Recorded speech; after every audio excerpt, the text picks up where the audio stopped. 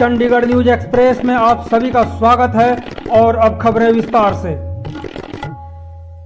कृषि अध्यादेशों पर पूर्व केंद्रीय मंत्री हरसिमरत कौर और पंजाब के मुख्यमंत्री कैप्टन अमरिंदर सिंह आमने सामने हैं। दोनों ने इसको लेकर एक दूसरे पर सवाल उठा रहे हैं, पर जनता जानना चाहती है कि हरसिमरत का इस्तीफा सचमुच में एक नौटंकी है या कोई राजनीतिक मजबूरी।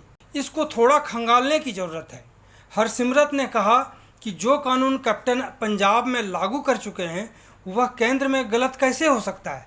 दूसरी ओर कैप्टन अमरिंदर सिंह ने हरसिमरत के इस्तीफे पर सवाल उठाया है और कहा है कि केंद्र सरकार किसानों की जमीन छीनने के प्रयास में है। हरसिमरत कौर बादल का कहना है कि पंजाब के मुख्यमंत्री कैप्टन अमरिंदर सिंह जिस कानून का वह विरोध कर रहे हैं उसी कानून को उन्होंने 2017 में विधानसभा में पास किया है। ऐसे में हरसिमरत का सवाल है कि जो कानून पंजाब में लागू है वह कानून केंद्र में कैसे गलत हो सकता है। शिरोमणि अकाली दल लंबे समय से बीजेपी की सहयोगी पार्टी रही है। हरसिमरत का इस्तीफा 3 अध्यादेशों के खिलाफ है।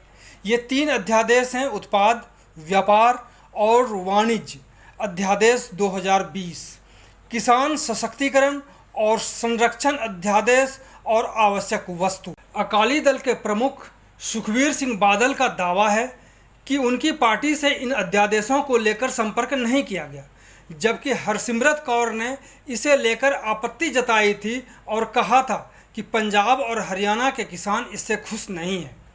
केंद्रीय मंत्री पद से इस्तीफा देने के बाद हरसिमरत कौर ने ट्वीट कर बता चुकी हैं कि उन्होंने केंद्रीय मंत्री पद से किसान विरोधी अध्यादेशों और बिल के खिलाफ इस्तीफा दे दिया है। किसानों की बेटी और बहन के रूप में उनके साथ खड़े होने पर गर्व है।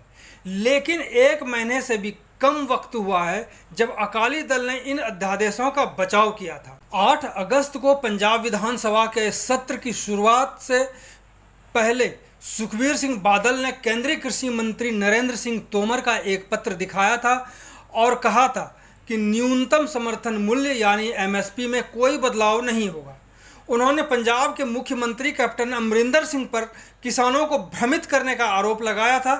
अब सुखबीर और उनकी पत्नी दोनों इन अध्यादेशों का विरोध कर रहे हैं। हमें यह भी समझने की ज़रूरत है कि अकाली दल का विरोध है क्या। पंजाब में किसान अकाली दल की रीढ़ है। इस हफ्ते की शुरुआत में ही सुखबीर सिंह बादल ने कहा था कि सभी अकाली किसान हैं और सभी किसान अकाली हैं। पंजाब की सभी किसान यूनियन अपने मतभेदों को किनारे रखकर इन अध्यादेशों का विरोध कर रही है। मालवा बेल्ट के किसान यह चेतावनी जारी कर चुके हैं कि जो भी नेता इन अध्यादेशों का समर्थन करेगा उन्हें गांवों में घुसने नहीं दिया जाएगा। 100 साल पुरानी पार्टी अकाली दल पंजाब में अभी हाशिए पर है। साल 2017 के विधानसभा चुनाव में 117 सीटों वाली विधानसभा में पार्टी महज 15 सीटों पर ही सिमट कर रह गई थी। ऐसे में अकाली दल अपने वोट बैंक को किसी भी सूरत में और नाराज करना नहीं चाहता। राजनीतिक विश्लेषकों का कहना है कि यह पार्टी के अस्तित्व का सवाल है। साल 2017 से पहले अकाली दल लगातार 2 बार सत्ता में रहा। 2017 के चुनाव में बीजेपी और शिरोमणि अकाली दल गठबंधन को महज 15% सीटों पर जीत मिली थी, जबकि कांग्रेस को 1957 के बाद सबसे बड़ी जीत मिली। हर कैबिनेट सदस्य कैबिनेट के निर्णयों से बाध्य होता है, पर हरसिमरत का इस्तीफा अपरिहार्य रहा क्योंकि अध्यादेशों के खिलाफ जाकर उन्होंने आर्टिकल 75 का उल्लंघन किया होगा। पर सवाल है कि क्या अकाली दल ने पहली बार ऐसा किया? तो जवाब है नहीं। इसी साल जनवरी में अकाली दल ने पंजाब विधानसभा में एक प्रस्ताव का समर्थन किया था जो केंद्र सरकार द्वारा लाए गए नागरिकता अधिनियम के खिलाफ था, जबकि संसद में पार्टी ने इस अधिनियम के समर्थन में वोट किया था। बाद में पार्टी ने इस मुद्दे पर भाजपा के साथ अपने मतभेदों को लेकर दिल्ली विधानसभा चुनाव अलग लड़ने का फैसला किया था। वहीं दूसरी ओर कहा जा रहा है कि किसानों के आंदोलन के सामने अकाली दल को झुकना पड़ा है, नहीं तो वो बीजेपी का विरोध करने की स्थिति में नहीं थे। पंजाब में किसानों को डर है कि आने वाले वक्त में एमएसपी को खत्म कर दिया जाएगा। दूसरी तरफ कमीशन एजेंटों को डर है कि उनके कमीशन भी खत्म हो जाएंगे। पंजाब और हरियाणा के किसान इसलिए सबसे ज़्यादा परेशान हैं क्योंकि एफसीआई यहां से भारी मात्रा में चावल और गेहूं की खरीदारी एमएसपी पर करती है।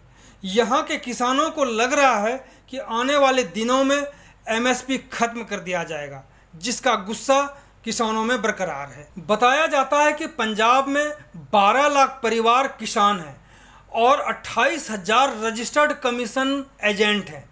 पंजाब की अर्थव्यवस्था का एक बड़ा हिस्सा केंद्र सरकार की एजेंसियों के फंड पर निर्भर है।